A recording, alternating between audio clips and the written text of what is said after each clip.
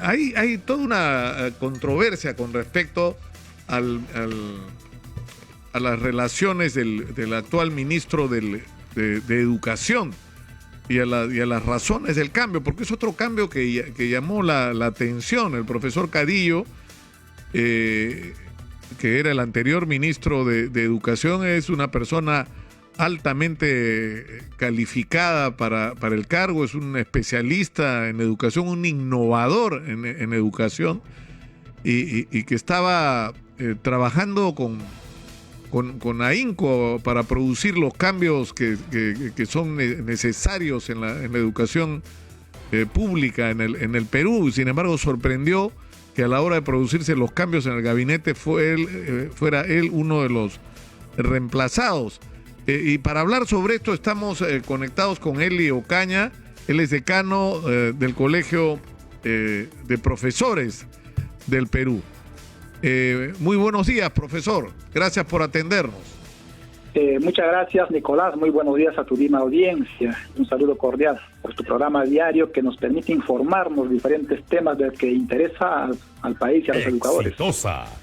La primera interrogante que tengo, ¿cuál es su opinión, cuál es la opinión de ustedes con respecto al nombramiento del nuevo ministro de Educación, el profesor Gallardo? Es decir, porque se ha dicho que él está directamente asociado al FENATE, a la Federación Nacional de Trabajadores de la Educación del Perú, que es el sindicato al que pertenece el presidente, y que si existiendo una situación, digamos, en la que hay otro sindicato que tiene más historia, ¿no es cierto?, que es el SUTEP.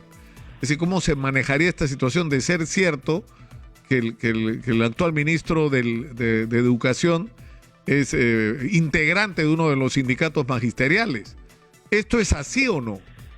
En principio, Nicolás, lo que más deseamos todos los peruanos es la estabilidad, la confianza de la población a las políticas que desarrolla el gobierno.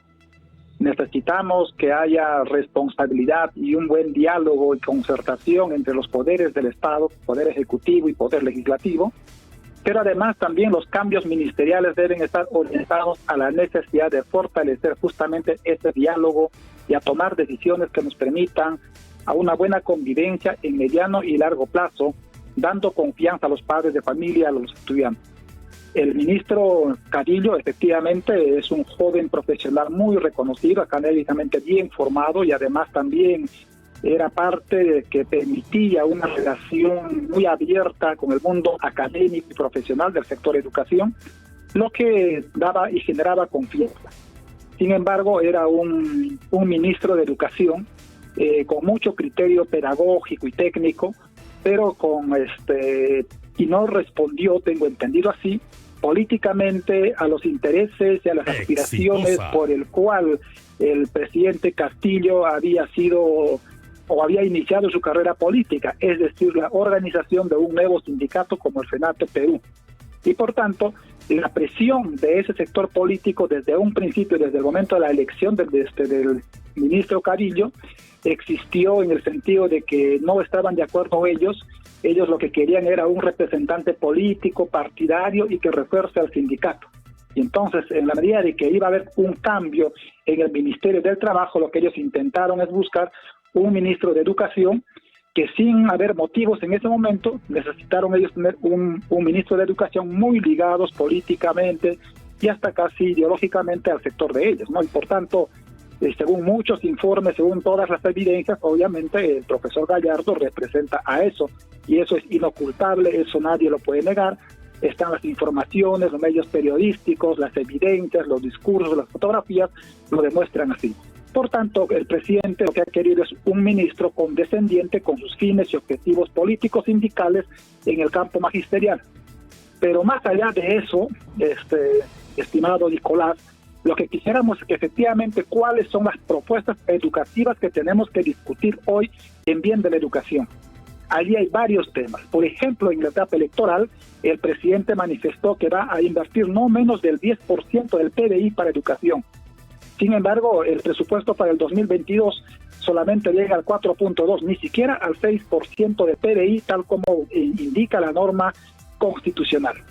Por otro lado, hay grandes demandas hoy, la necesidad de tener escuelas con infraestructura mejorada. Necesitamos instituciones educativas debidamente implementadas, que tengan conectividad, que garanticen espacios para el retorno a la semipresencialidad o presencialidad después de la pandemia. Porque sería inadecuado, Nicolás, que los docentes y los estudiantes retornemos a la escuela en las mismas condiciones que la prepandemia.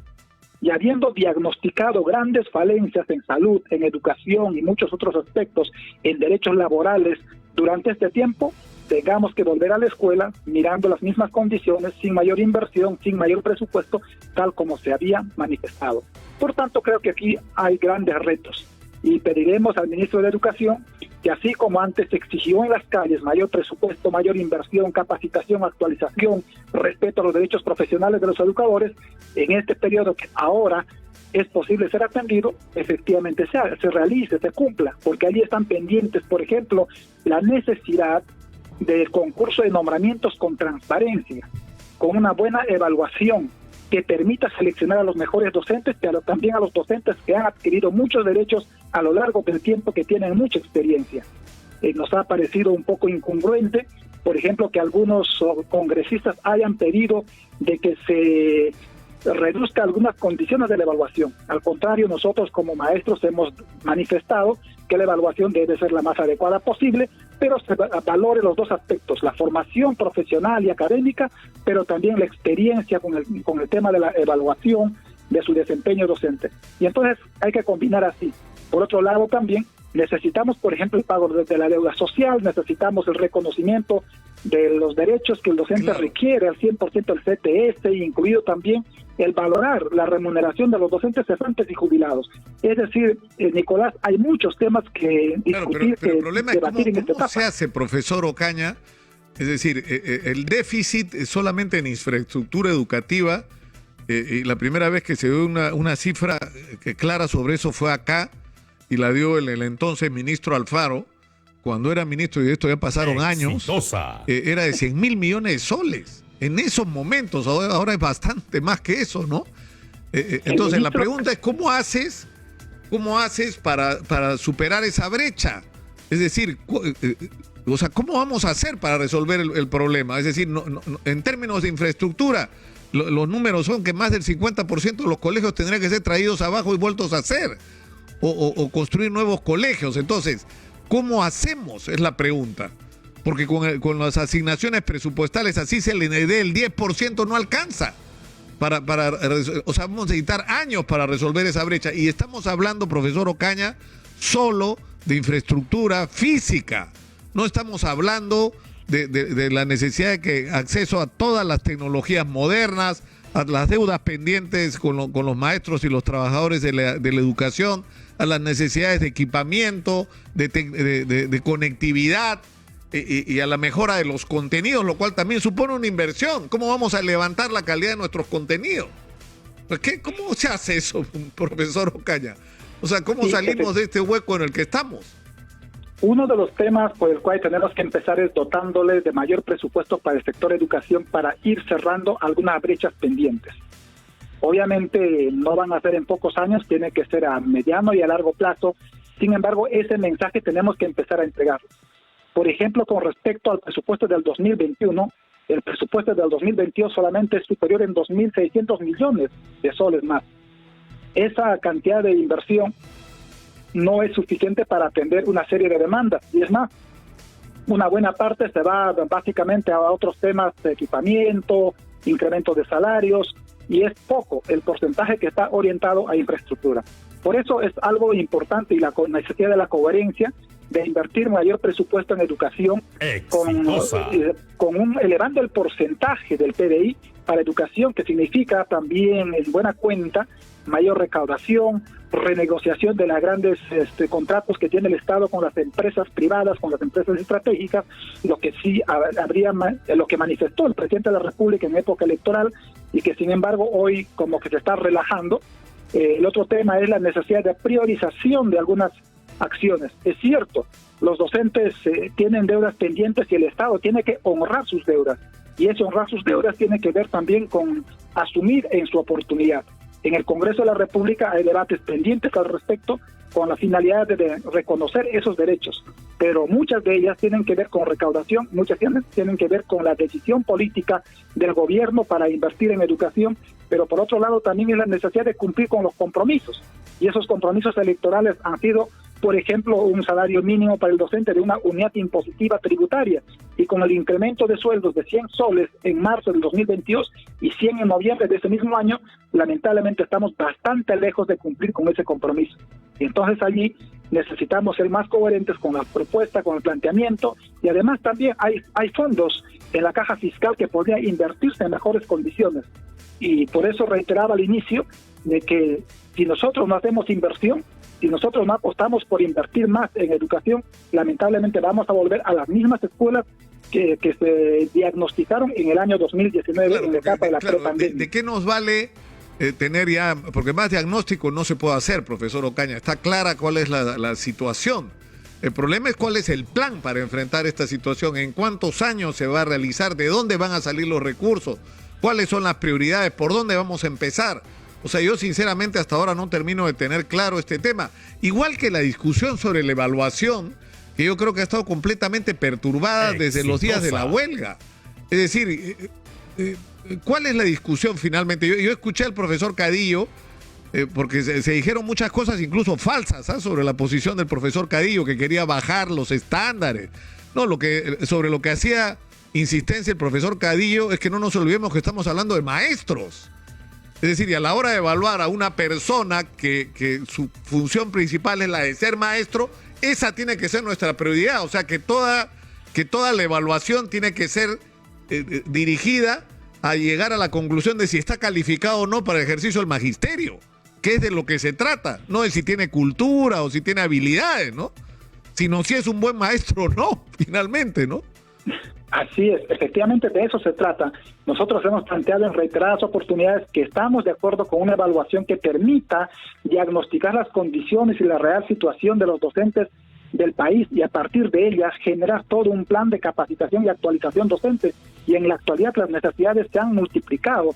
Imagínate, la educación virtual que no estuvo prevista el 2020, hemos tenido que ejercerla, los docentes se han reinventado, han tenido que desarrollar sus propias habilidades, habilitarse en materiales, de recursos tecnológicos, invertir en muchos fondos, pero más allá de eso, lo que necesitamos es que justamente cuando se hagan procesos de evaluación tenemos que identificar cuáles son las fortalezas pedagógicas, académicas, de uso de metodología y conocimiento de los diseños curriculares que uno implementa en la escuela y cuáles son las condiciones que desde el Estado le facilita para ese docente.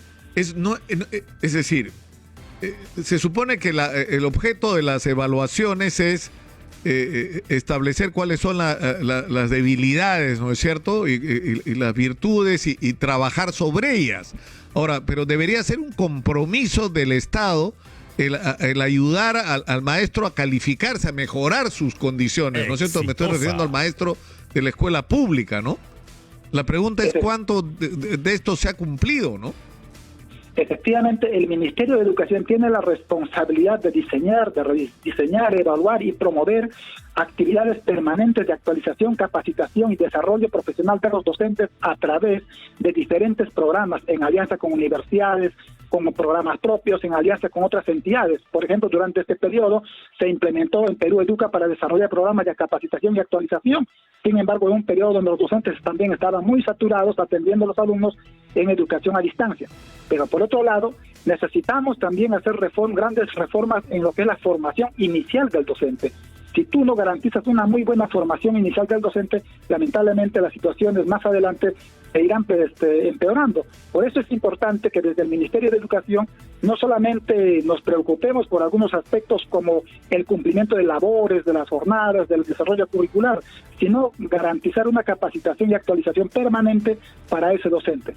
Pero también tenemos que valorar las alianzas que se debe generar y crear con otras organizaciones nacionales e internacionales. Y allí están, por ejemplo, los académicos, está el FONDEPA, y está, por ejemplo, el Consejo Nacional de Educación, la de rama magisterial, el mismo Colegio de Profesores del Perú. Te comento, Nicolás, nosotros desde el Colegio de Profesores del Perú hemos presentado un proyecto de conectividad y educación digital y dentro de uno de los planteamientos fundamentales es garantizar conectividad y educación digital al 100% de la población para el año 2024. Pero ¿quién debe implementarla? Es el gobierno, el Ministerio de Educación. Hemos presentado dicho proyecto al presidente de la República, al Congreso de la República, al Ministerio de Educación. Sin embargo, el presidente hace días atrás nos ha respondido indicándonos que debemos de presentarnos al Ministerio de Educación, que es la que tiene que escucharnos. Pero sin embargo, vemos por las noticias que el presidente se reúne con su sector político, pero con el colegio profesional, ni una cita, ni una llamada, ni siquiera una apertura para poder ir a explicarlo.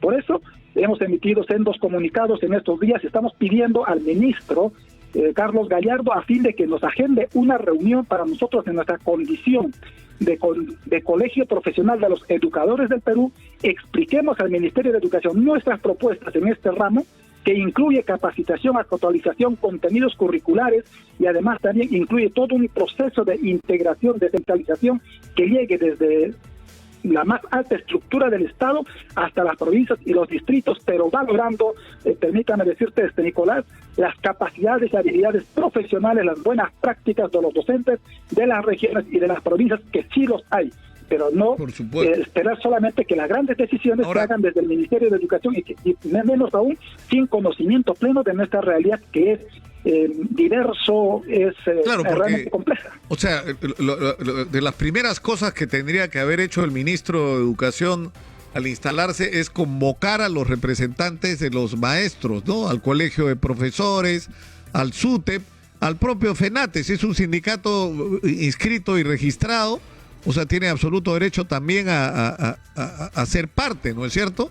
Porque ¿cómo diablos vas a realizar la revolución que necesitamos en la educación pública en el Perú si no estás comprometido y en estrecho vínculo permanente, no una reunión eventual? Tiene que haber puentes permanentes de comunicación con los que tienen que realizar la transformación de nuestra educación, que son los maestros, ¿no? Efectivamente, lo que hoy necesitamos es diálogo, es comunicación, vinculación y toma de decisiones en base a grandes proyectos. Uno de los ejes que hoy nos puede juntar es el proyecto educativo nacional aprobado ya el año 2019 y elaborado por el Consejo Nacional de Educación, que es un proyecto al 2036, que uno de los ejes es, por ejemplo, fortalecer la escuela, promover aprendizajes relevantes, promover lo que es la ciudadanía plena, es la necesidad de fortalecer la participación democrática de la ciudadanía, de la población. Y dentro de la propuesta que nosotros hemos hecho, incluye, por ejemplo, lo que es la alfabetización digital. Un país con una conectividad del 28% de la población urbanas, con 5% en las zonas rurales, imagínate hacia dónde vamos. Y por eso el reto es inmenso y nosotros quisiéramos que más allá el presidente promueva y fortalezca su organización político-sindical, lo que debe promover hoy es la necesidad de la vinculación de los actores educativos en pos de construir una propuesta educativa y comprometida a todos los sectores para que al final de su gobierno realmente digamos que estos 5 años no han sido años perdidos, al contrario, han sido años de diálogo, de intercambio de opiniones, de ideas y de compromisos a largo plazo. Yo creo que eso sería lo más importante, más allá de las anécdotas de las procedencias políticas partidarias de una autoridad.